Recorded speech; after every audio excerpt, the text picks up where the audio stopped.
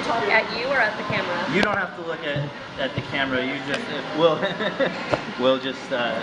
Cool. But, Awesome.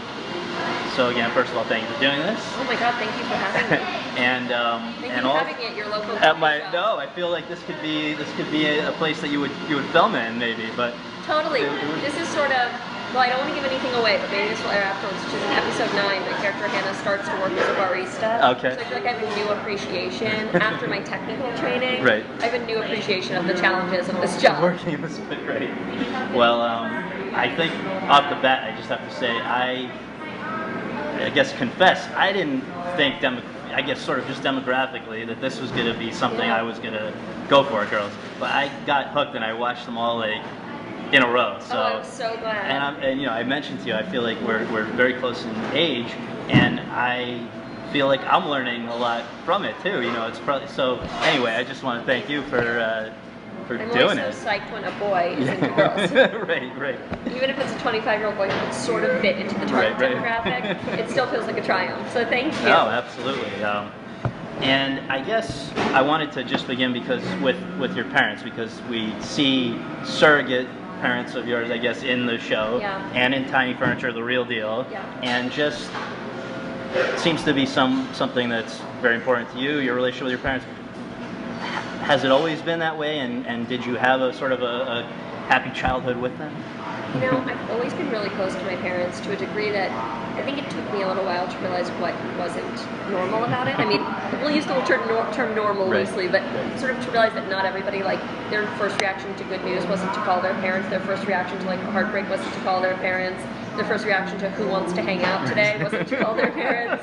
And, you know, I've always been really tight with them, and I think I have a little sister who's close with them, but in a different, much more sort of standard daughter-parent way, where there's a lot of love and respect, but an appropriate amount of distance. And, you know, I think that for me, I was always really inspired not just by sort of what the home dynamic is and all sort of like the rich weirdness that exists there, but also by the fact that I had two really lovely creative parents who I felt like I really connected to in a way that was, at times it was probably detrimental, because I was like, well, I don't really need friends because I have such cool parents. And so now I feel like for the first time in my life, I'm really like having, through people who I met doing the show and working, I have people who I connect to in sort of, not the same way as I do with my parents, because that probably wouldn't be healthy either, but I have people that I connect to sort of as fully as I do with my family, and that's exciting. But it's interesting because in Tiny Furniture I was very much exploring real aspects of my relationship with my mother, but in Girls, I really kind of created two parent characters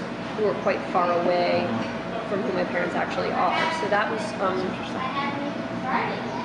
an interesting challenge, and I think that came out of my working with Judd Apatow, who sort of said to me, like, this character that you're playing, who you've written, who's from Michigan, is going to have a different relationship with her parents. They're not New Yorkers who sort of nurtured her whole childhood. They're people who sort of pushed her towards dreams that weren't necessarily her own. So I had a lot of help from Judd and from Peter and Becky Ann, the two actors playing my parents, and sort of figuring out who they were and what their unique perspective was, because it wasn't immediately clear to me. Did you, growing up, watch a lot of movies, TV, theater, or anything like that? And if you did, were there any that were early on important to you, influential for you?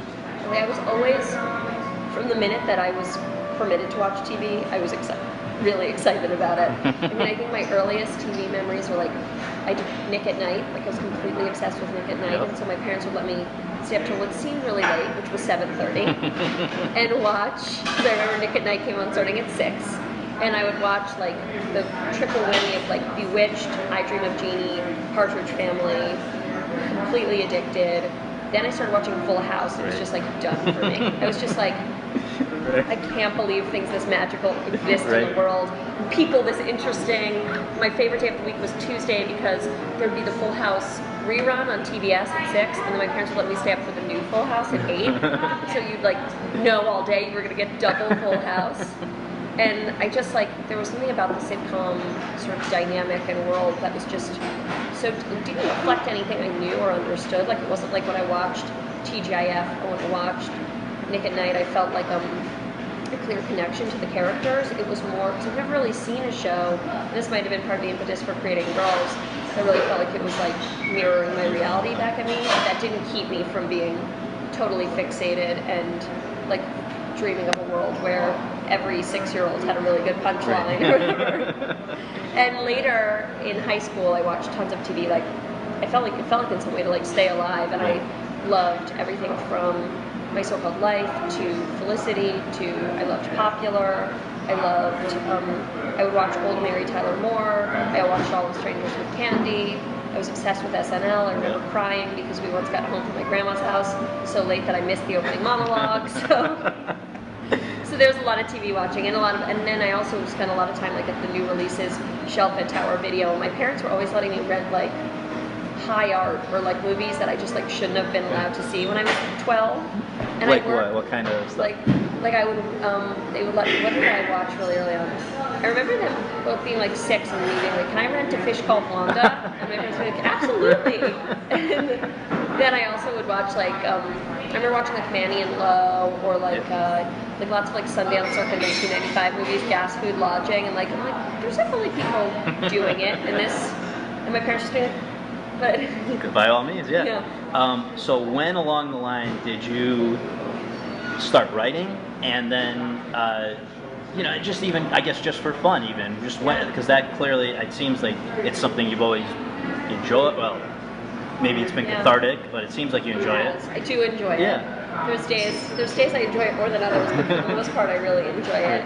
And I started writing when I started writing like little novels when I was like 9 or 10, and writing was a big part of my life from that point forward. Writing fiction, writing poems, and I started writing plays in high school, and I think that was a real turning point for me, was the opportunity to play around with dialogue. And I went to a school very near where we are right now called St. Anne's that was a very creative environment for young girls and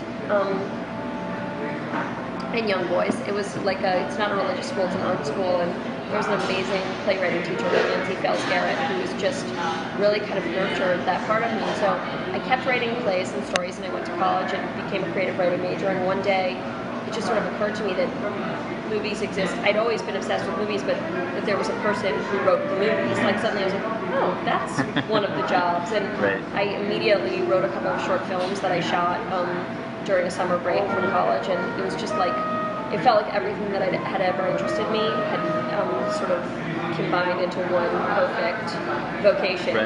Not to say it's perfect all the time, but it does, like, there's no part of my creative brain that's not satisfied by filmmaking.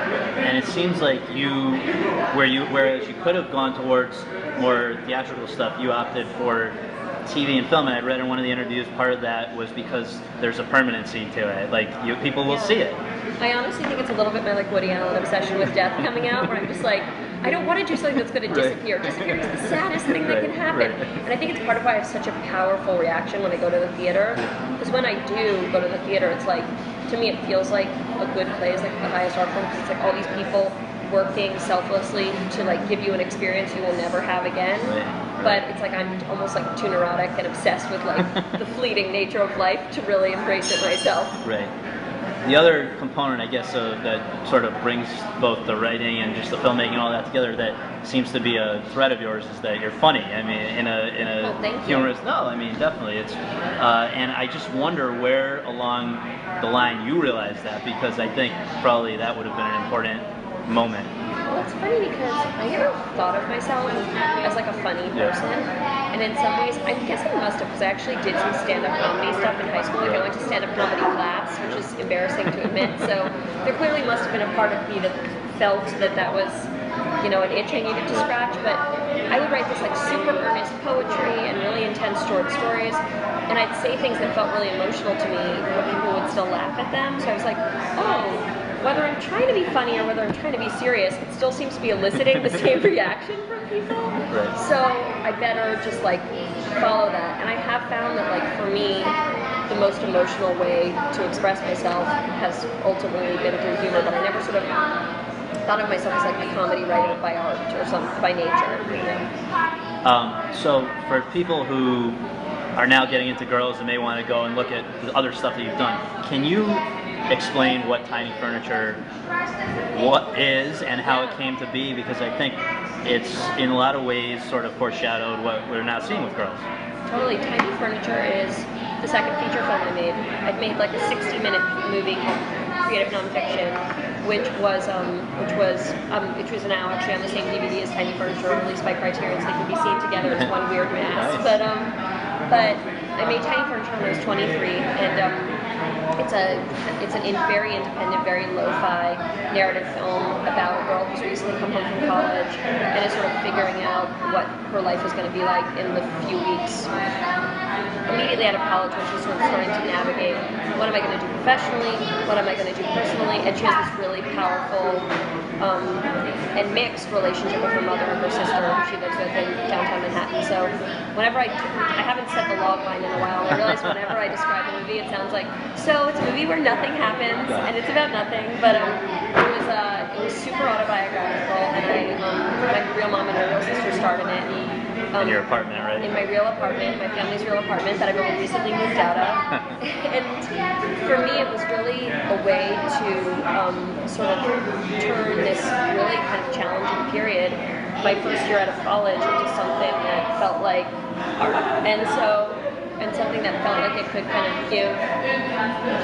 For me, it's almost like making things has always given stuff a reason for being. It's sort of like if I have a really challenging year, it's like in hindsight, I was about to say shitty, but I don't know if I can say please, shitty here. by all means. If I have a really shitty year, it's almost like if I can make something about it later, it existed for a reason in hindsight, and so that's my own like way of justifying the universe, but that was very much what Tiny Furniture was for me. And then it had and I worked with this amazing DP called Jodie Lee Likes, who really taught me so much and made me feel like, I think before that point I hadn't really felt like a filmmaker. I felt like someone who like sort of talked and filmed it, which that distinction may seem subtle, but to me it was just like suddenly I was thinking about like framing and editing and lighting and all of the tools that are at your disposal that are the reason you're not writing a play, the reason you're making a movie. So then Tiny Furniture had this kind of, although a small life for a movie, a big life for a movie of that size, and all the puns about big and small that I can think of, I will spare you.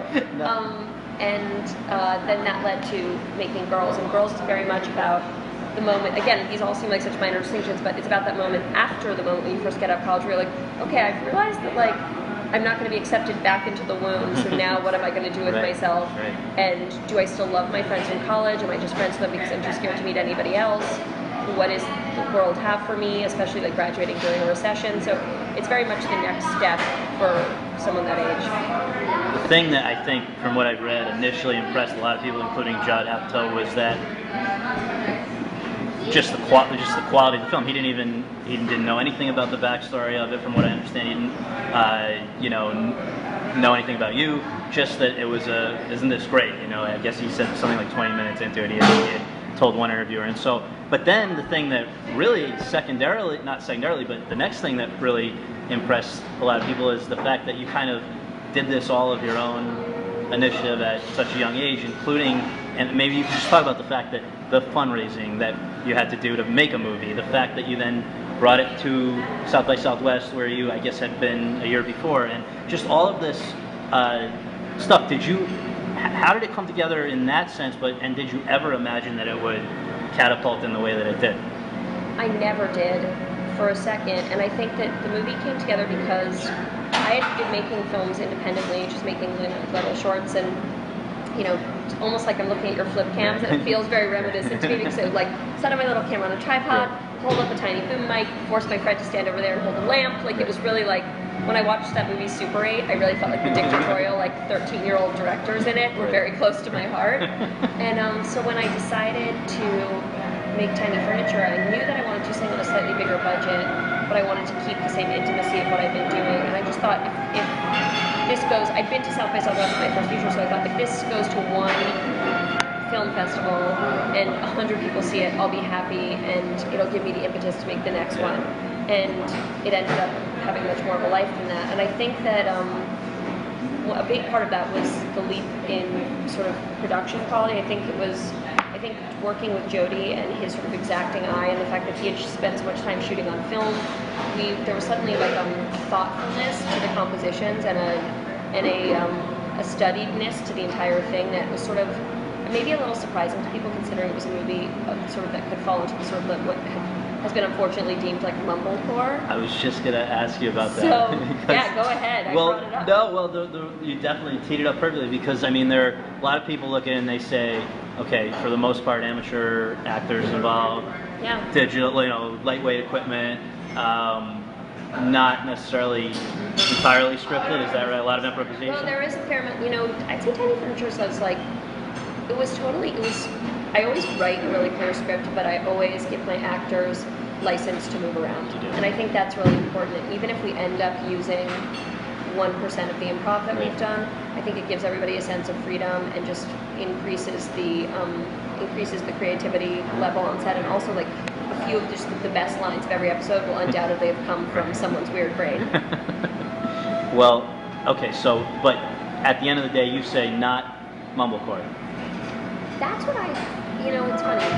First, I think the mumblecore thing, it was one of those sort of, I feel like we'll be able to diagnose it better in hindsight, but one of those things where sort of like a movement was like killed before it even was able to start. I think it was so exciting what was going on. It was like there was all this new technology, which young filmmakers have a lot of funding were using to tell really small personal stories that weren't about Transformers, and to kind of tell stories about groups that might have traditionally not seemed super cinematic, and maybe that's a bunch of white college grads in the suburbs of Chicago, and maybe that's a group of teenagers at a barbecue, and like so that was what was so exciting about it to me. And I watched all those movies and was obsessed with what was coming out of South by Southwest when Matt Dentler was programming, and really like finding these really loose, smart sort of Cassavetes inspired films. But I think that then there was sort of this feeling like this isn't real filmmaking, it's lazy, and the fact is like nobody was saying this was the only way to make movies. They were just saying this is one way to make movies. And so it's so funny to sort of like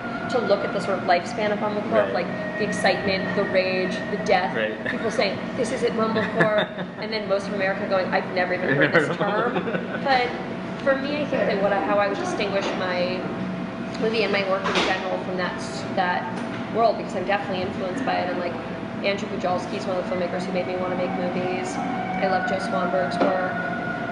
I think the way that I would distinguish it is that I have firstly, like, it does lend itself fairly well to a sitcom format because I have a fairly quippy writing style, for better or worse, and also I have a sort of, I like to have a sort of strict relationship to framing, and it just helps me as a filmmaker organize my thoughts to be like, I go in shot listed, I go in feeling like I need to have a really, almost like a clear understanding of the edit in my head, because to me that's like almost what keeps it feeling, it's a very kind of intuitive thing to describe, but it's like that's what structures my thoughts for me. And so so those are sort of the ways that I would distinguish it. But at the same time, like all those Mumblecore movies, like I can't wait for the Criterion box set to sit proudly in my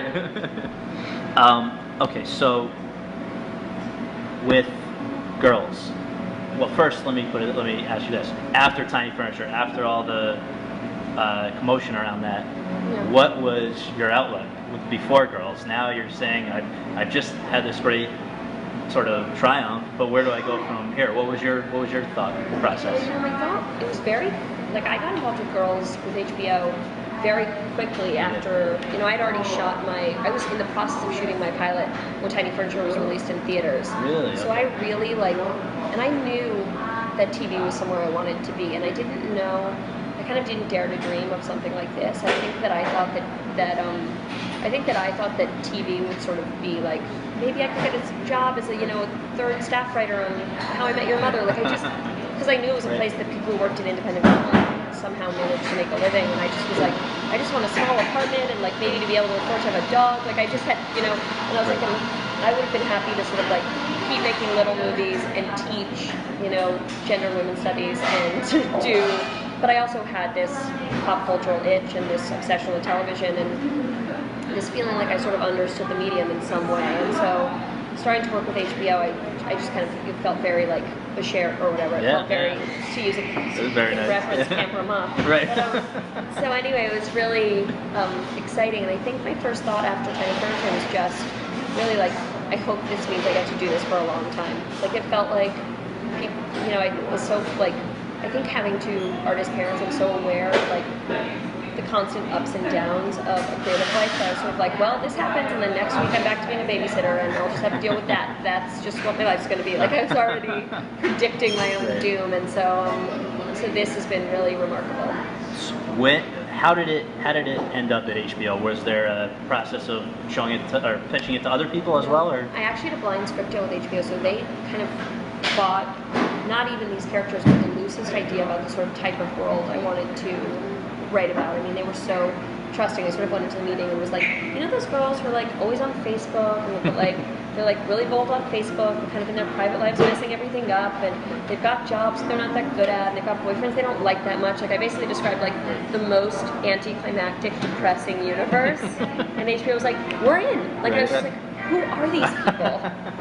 This is amazing. Who at just out of curiosity, who at HBO sort of makes the call? I work with so many wonderful people at HBO, but primarily with Sue Nagel and Casey Bloys and Kathleen McCaffrey, and then I've had some great times with Michael Lombardo and Richard Klepler, and I mean, it really has like, I never understood, because I never had parents with like a real job, I never understood like how like loving and warm, like people are like, I love the company I work for, but I feel like I sound like a psycho because I'm like, HBO is the most wonderful corporation, like I just, there was one time when we went to like a, the executive producer Jenny Connor and I went to like an HBO event to talk to like the people who sell Time Warner over the phone. And they all seemed so happy to work there, and they did a flash mob, and I was like, I love Time Warner people. Like I was so worked up about it. That's funny. And just another, not important thing, but I'm just curious. Why 30-minute episode, or really 27-minute instead of an hour? Was that always the way that you wanted it to be? You know, we talked about it, and it just felt like the pace of the show was going to be sort of more unique and also more exciting at half an hour. And there really was a huge debate. But we do tend to run long. Like my first cuts are always like 37 minutes or something. Like I am always pushing it. But yeah, it just felt pretty organic that it should be half an hour. And a lot then of the shows I love are half-hour shows, and I also like the fact that it wasn't Full House. I mean, I think so, right? Oh yeah, right. Full House is like a good 24 minutes. I'm gonna go with. And then I also felt like there's this cool new space in TV, which is the half-hour space. That's like it's a really the dramedy place. Yeah, absolutely. Okay, so the thing that the people who like me are recently hooked, or however you want to put it. It seems like you and the other three girls girls, I don't know, that'll be another question, but have known each other forever, but I know that that's not the case except for Jemima. Jemima and I have known each other forever, or at least since, 7th grade, it feels like forever. Right. But it's interesting, I think, because I'm used to working with my family and working with people who are really close to me. Through the audition process, I was really careful to cast people I felt like I could connect to in a pretty immediate way. So the relationship I have with Jemima more closely resembles the relationship that I have with the other girls than I ever would have suspected. Like I just adore all of them in equal measure, and it's been amazing. And I feel like also just the process of working together so closely, like it's impossible not to feel sort of like fused to them. I always wish we had like some kind of rivalry to report, and we would all just like send each other sweet text messages all the time. And they just like Allison and Shoshana?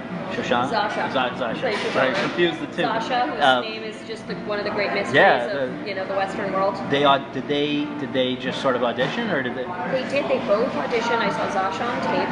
She claims to have had the worst cold and have no memory of recording her tape. But if that's the case, then she's a superhero. Right. And Allison just came in to read, and that part had been really, really hard to cast. And actually, initially, Marnie had been more like a neurotic, stressed out, like tiny, high-achieving Jew. And it was like, I really needed to Judd had sort of said to me, like, open your mind. Right. This part's really hard to cast. Right. Just be open. Yeah. She will appear. And Allison appeared, and it was immediately clear to me how good she was. And the Shoshana part was not originally as emphasized, right? No, Shoshana was going to be sort of like an in-out character who appeared every 4 episodes to sort of call out the fact that like there was this whole world of sort of Sex and the City obsessed girls crawling through New York. And then Zasha, Jojana, I don't know what I'm calling. Zasha was so incredible and brought so much sort of specificity and like pathos to the whole thing that I was like, we need her. She's in some way like the voice of reason in this weird world. Okay, so back to the title, which I apologize because I have read a lot of your other interviews, and I know how many times you've been asked, why girls, why women, instead of women, isn't. But it is. I am curious because it seems like on the one hand, feminists rejected the term girls, right? And in a lot of cases because they felt, from what I understand, it was condescending. Now it's sort of like the way other words that were once thought, completely verboten, now have been re-embraced. Is that the way that you, like, how did you wind up with girls? We were trying to title the show for a while, and everything I came up with actually had the word girls in the title. It seems to be a real trend in programming this year, right. so I was clearly not ahead of the curve. But and the judge said to me one day, he said, what about just the temporary title of girls? And at first I was like, that's so simple. That's so simple. It must be stupid. And then I kind of thought, that's so simple. It must be brilliant. Because what it sort of says to me, and its meaning can change as the show grows. I mean, I think it'd be funny to have a show about 4 35-year-olds with kids called Girls. Right.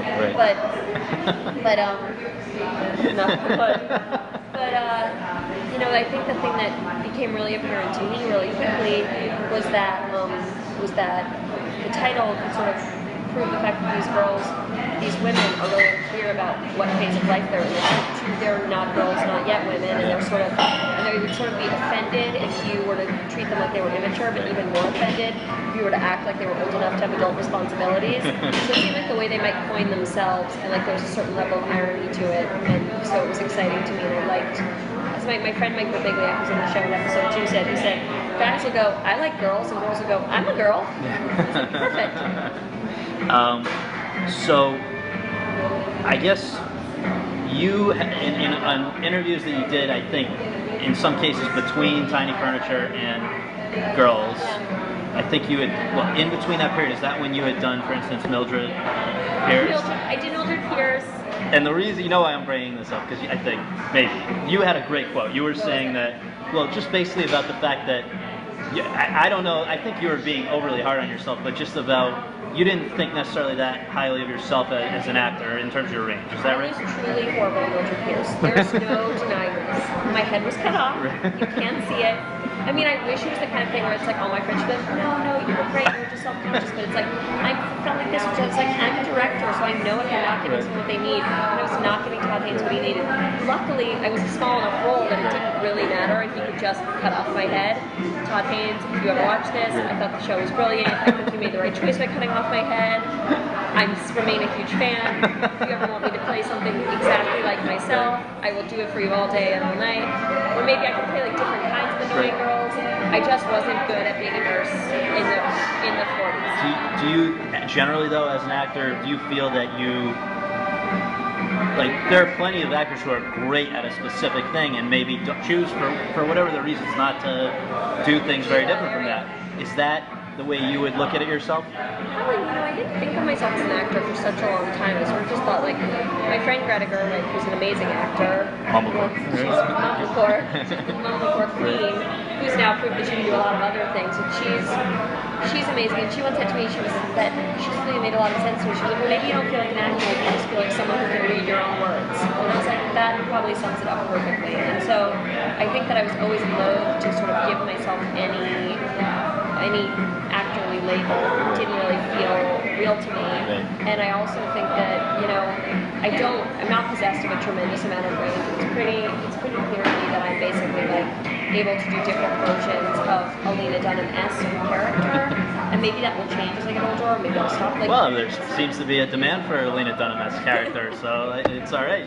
It's good you cornered the market, but that'd be nice. But yeah, it's one of those things, like I can see myself writing and directing forever, but I'm not sure what my relationship to acting will be, or if it will continue. Or, I love so much what I'm able to do right now. The writing, directing side of it, are you personally writing every episode yourself, or is there a committee? And I know there's also you have, I think, a co-showrunner. Yeah, I run the show with a woman called Jenny Connor, who's incredible. She's one of the smartest, funniest people I've ever known, and so I feel very lucky. And then Judd's super involved. And then we have a writing staff. We brainstorm stories with a staff of about 6 people, and then we have 2 co-executive producer types, Bruce Eric Kaplan and Marie Miller, who are on set. talking us through things, pitching jokes. So there's a really good kind of team in place. The first season I wrote 6 and co-wrote 4. And I think right now as we're doing the second season, we have not finished writing, which is So sorry. So second season I'm doing a little more co-writing, which has been a real pleasure, and I really like. This has been sort of the first time in my life that I really understood the beauty of collaboration. Just that, any really good writers, I always like to ask, where do you write? What do you write on? What's your general process? Oh yeah, so what works for me writing-wise? It's funny, I've had to get much less precious about the way I write, because now it's like, I write on set, I write in a van, I write in every weird place imaginable known to people, but for the most part, my preference goes towards like being seated on my bed, on a made bed, like with like a really good cup of tea, like knowing that I have like 4 hours before I have to be anywhere. Like that's my dream writing circumstance. Usually it ends up being more like with my laptop on my chest as I'm falling asleep, waking up to my laptop still there and finishing, emailing it to somebody really quickly. Like I have a little bit of like binge writing tendencies. Like I'll like hold myself up and write for like 3 days at a time and just go like into it. I'm trying to be less the person who just like turns into like a demented ogre and like doesn't wash their hair and like forgets to eat real food. And like more the person who can like, I'd love to be the person who's like, I wake up at 6, I meditate, I do, but like instead it's all, I haven't quite nailed that adult part of my life yet. Well, it's funny, just Ray Bradbury, I was reading his process, it's unbelievable. The guy says, just for the hell, even if he has nothing to say, he'll write like 1,000 words a day or something every day since he was a kid. So I mean, people have different processes, but I guess just, questions that you're bombarded with, but that I think probably is interesting for a lot of people. The Sex and the City comparison. Yeah. There are obviously certain surface similarities, HBO, sex, girls, whatever. But I know that you feel strongly that it's if anything, it's a distant relative. I guess is that. That's how it feels to me because I have so much love and respect for the whole Sex and the City universe of things. But I think that show's incredible and like changed lives and brought so many issues to the table for women that wouldn't have existed before, and is just a super important piece of programming. That being said, I feel like my show is about a different age, a different world, a different tone, and I think it owes a big debt to Sex and the City, which allowed sort of like shows about women and shows about women that were like confronting head-on actual women's issues to exist. But I think once people watch Girls, they understand sort of the contradictions. If you had to state a percentage, if you had to guess percent, how much of what we see in the show is stuff that you or I guess your fellow collaborators have personally experienced versus how much is sort of just invented? I would say that I'm learning to invent things more and better. I literally started out where I'd be like, well, we can't put him in that hat because the person who I knew in real life wasn't wearing that hat. And everyone's like, this is a show. It's okay. And like, I had made some big autobiographical leaps in Tiny Furniture. Like I removed my dad and I had sort of certain pieces of each character's biography that didn't exist otherwise, but that didn't exist in real life. But I think with Girls, we're getting farther, more and more into the world of invention, and it's really fun. And then, really, I guess, one of the jobs that you probably didn't realize you were signing up for, but that you now, in situations like this, are asked to perform, is to sort of be a spokesperson for young girls this age. Yeah, totally. All kinds of issues. It's been interesting because just in the sense that, like, I looked at the questions that were the most recurring, whether it's Mary Brooks or the New Yorker, all the people there, and just the fact that why do girls, like having even girls who have beauty or smarts or all these different things going on, why do many still have low self-esteem? Yeah. Why do they reject guys that like them and accept guys that don't? Why do they not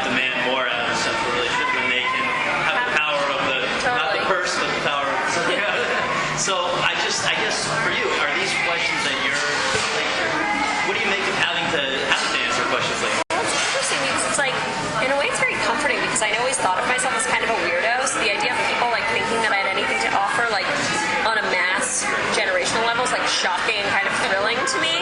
But at the same time, I just feel like I feel like people acting like one woman can speak for all women is just kind of like in some way another version of sexism. It's sort of like everyone is a unique snowflake, guys, and then sort of like there are of course trends in feminist culture that I can put my finger on and explain reasons why I think certain things are happening and women are prone towards certain attitudes, but I ultimately think that what I'm trying to do is sort of explore the state of being female for very unique perspectives, because the fact is it feels different for everyone. But if there's something that viewers can pick up on that's comforting or exciting or educational for them, and the kind of very specific experiences of these characters, then I feel like I've done my whole job. Last two questions. Of course. What do you make of the fact that every Sunday night there is this explosion on social media? Aside from the fact that I believe the ratings are very good and all that, but then you can actually see in real time this discussion that you have started. It's crazy. It's so addictive. Discussion. It's so weird. I wish that I wasn't so addicted to reading the tweets about the show. I feel like it's absolutely crazy for me to sit, but I literally sit there combing through being like, how do they feel about Adam this week? Are they liking him more? Are they connecting to Marnie? And like, I don't really read reviews. Like, I'm not obsessed with like the likability of characters. Like, that's not where my attention goes, but I love seeing the real-time reactions of people who aren't critics, who are just experiencing the show usually at home. And so I had to sort of figure out how to incorporate that into my work process in a way that's healthy for me. And so far it's been a lot of fun. And I always kind of like going like, is this going to freak people out this week, or is this going to like give them sort of a feeling of, or is this going to give them a feeling of like been there, done that? And I'm consistently surprised by my audience and also amazed by their sort of wit and the things that they pick out as sort of themes in the show that I didn't even see. The last thing is just that, I have a friend who's a grandparent. I remember when we were little, grandma was a little bit cheap, and the kid would always sort of say to the mother, it's embarrassing, it's awful, why is she like this? Yeah. And the mother's explanation was, you have to remember the circumstances in which she was raised, the depression, whatever, where that made people the way they are. So what I'm curious to know is, decades from now, how is growing up in this time going to shape these women? What an interesting question. I've never heard that one. It's so cool. I think that being part of the first generation that sort of learned to communicate via social media, the first generation that was like IMing in 5th grade, created a new kind of emotional distance and sort of fear of intimacy that's really specific. I think graduating from college during the recession and nothing feeling certain or steady, I think that I have yet to, think that, being raised on Ritalin, being raised on, in a world where it's like sort of like, does this teenager need some Xanax?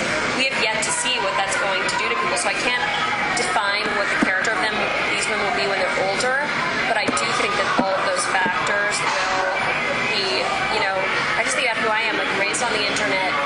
Sort of, I think all the time about I was born 5 years after the Aton Pates case and was obsessed with children being kidnapped. I was in 5th grade when Monica Lewinsky happened, and I was in 2nd grade when Jonathan Bobbitt's wife cut off his penis. Just all the events that sort of shaped my consciousness. I'm really living in a world, a post 9/11 world. I'm really curious to see what the character of that generation is. Thank you. I'm going to take a picture of your setup because it's awesome. Stay right where you are.